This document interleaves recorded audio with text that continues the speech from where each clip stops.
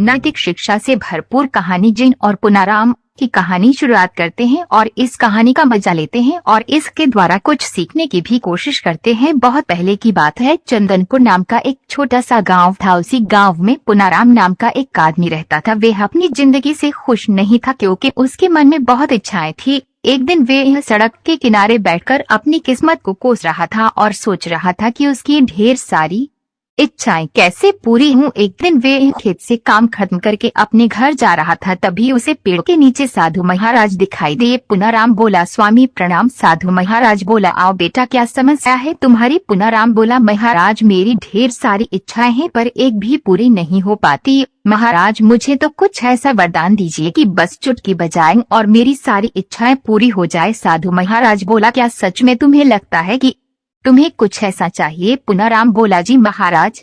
साधु महाराज बोले, ठीक है, मेरे पास एक चिराग है, मैं तुम्हें देता हूँ, पर ध्यान रखना अगर तुम्हारी कोई इच्छा ना रहे तो इसमें बैठा जीन तुम्हें खा जाएगा। पुनाराम बोला, महाराज आप चिंता ना कीजिए, मेरी इच्छाएं तो जीवन भर खत्म नहीं होंगी। चिराग लेकर पुनाराम वहाँ से निकल गया और कुछ दूर जाकर उसने चिराग रगड़ा। फिर उस चिराग में से एक बहुत बड़ा जीन निकला। जीन हंसते हुए बोला, हाय हाय हाय हाय, बताओ मेरी आका क्या इच्छा है तुम्हारी? नहीं तो मैं तुम्हें खा जाऊंगा। हाय हाय हाय हाय। पुनाराम बोला, जाओ और जाकर मेरे लिए एक सुंदर सा राजमहल बनाओ जिसमें मैं ठाठ से रह सकूं। जीन बोला, अभी लो मेरे हजूर। हाय हाय हाय हाय। फिर जीन ने चुटकी बजाई और महल तैयार हो गया। जीन बोला, लो आका और क्या इच्छा है आपकी? पुनाराम बोला, मुझे जोरों से भूख लगी है, जाओ और मेरे लिए स्वादिष्ट भोजन का इंतजाम करो। उसके ऐसा कहते ही जीन ने फिर चुटकी बजाई और पुनाराम के सामने हर तरह का स्वादिष्ट भोजन सामने आ गया। जीन बोला, लो आका और क्या इच्छाएं हैं आपकी? जल्दी कहो मेरे मालिक, और कुछ चाहिए? पुनाराम बोला, जरा सब्र करो, जाओ और हमारे लिए हीरे जेवरात का बंदोबस्त करो। जीन बोला, जैसी आपकी इच्छा,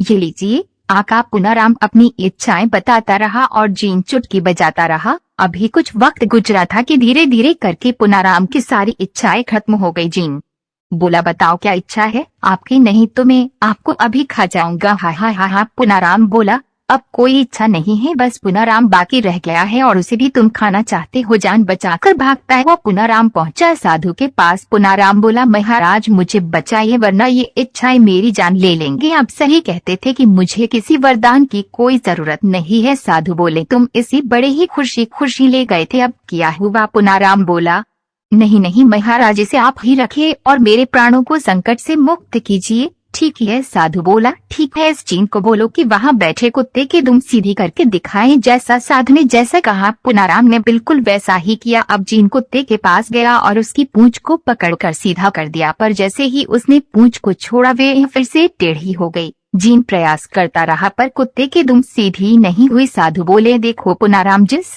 तरह कुत्ते की दुम कभी सीधी नहीं हो सकती, उसी तरह हमारी इच्छाएं भी, अधिक इच्छा के कारण हमारा मन भी असंतुष्ट रहता है, इसलिए संतुष्टि ही सबसे बड़ा धन है। दोस्तों, हमारी कहानी पसंद आई होगी। अगर पसंद आई है तो वीडियो को लाइक कमेंट करें और चैनल को सब्सक्राइब करें। हम ऐसी वीडियो आपके लिए लाते रहेंगे। धन्यवाद।